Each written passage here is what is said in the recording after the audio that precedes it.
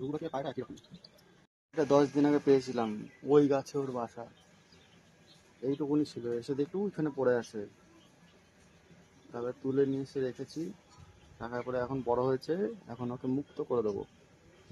যাও, তোমার জায়গায় তুমি চলে যাও। তোমার থাকার ইচ্ছা, থাকার ইচ্ছা তোমার?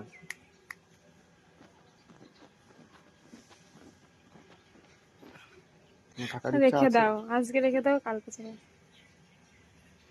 তোমার থাকার ইচ্ছা আছে?